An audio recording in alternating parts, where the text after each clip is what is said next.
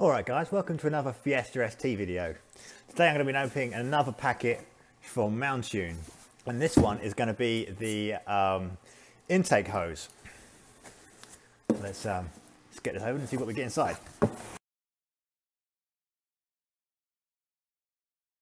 Alright, so here's a box there. We've actually got the intake hose here, wrapped up in bubble wrap,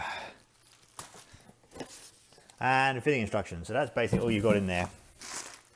It does come with the Jubilee clamps to replace the standard ones, but that's really all there is to it. So let's get this out to the car and let's get it on.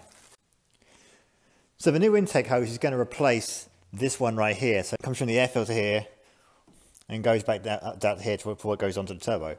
The trouble I'm going to have is that I have the strut brace, and where the Jubilee clip is to get this off is right underneath, so we may have to dismantle a few extra pieces, but we'll see if we can get away with not doing that.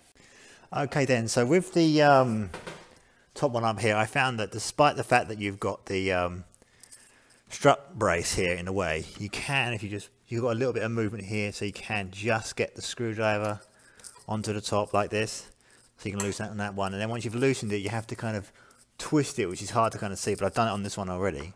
Once you get it loose, you can twist it to get this little knobby bit out of the way, and then it's nice and loose, so you should be able to wiggle this free. So I'm going to work on twisting the clip at the back, and then we'll see if we can get this out. So we need to remove these green connections down here, so these little green clips. So on the first one here, this one here, you have to pull the things out to get it out, and on this one up here, you do the opposite. We have to squeeze the two sides together. You push this together, and then you can push it through. And then that will come out like that, and then we'll be able to pull these two off, like there's one off, and the same for the other one.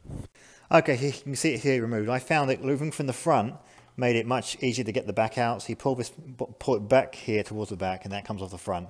And then on the back one, once you've got the front off, you can kind of wiggle it up and down, then it will come off. I actually completely removed the back Jubilee clip, so I didn't have to worry about it. And now we should be ready to take this out and put the new one in. And here is a quick side-by-side comparison before I put the new part in.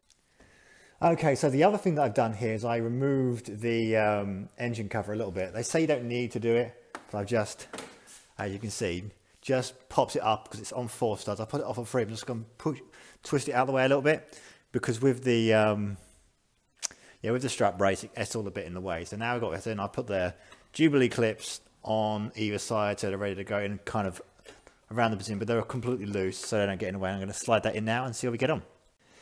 In terms of getting this in here, I found what you want to do with it is you basically put it in this orientation, the hole going upwards underneath here, and then once you've got it in there, then you can twist it and get it on to where it needs to go.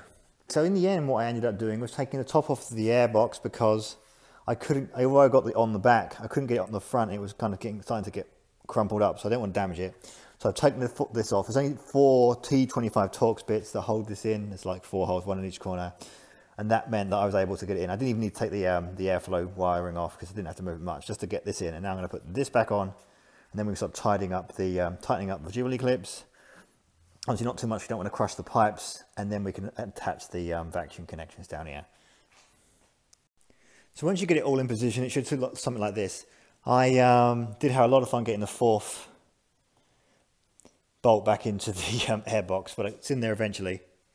So now I'm just going to do these up. So you want Jubilee clips to be close to the end, but not right at the end, so they don't collapse the pipe. And obviously try and get the screws in a position where you can get to them. So I've got this down here, so I should just be able to get a screwdriver onto it. And then once with all that done, we can just reconnect these 2 connections. And then, so the last job is to put on these last 2 connections. So you have the 2 wires here. One has this rib bit on it here. That goes on the one that comes straight out here, and the other one kind of comes in from above on this side. You basically have to push it over the little lip that's on the induction hose adapter there, and then once you get it past that, then you can move the clips up to secure it in place.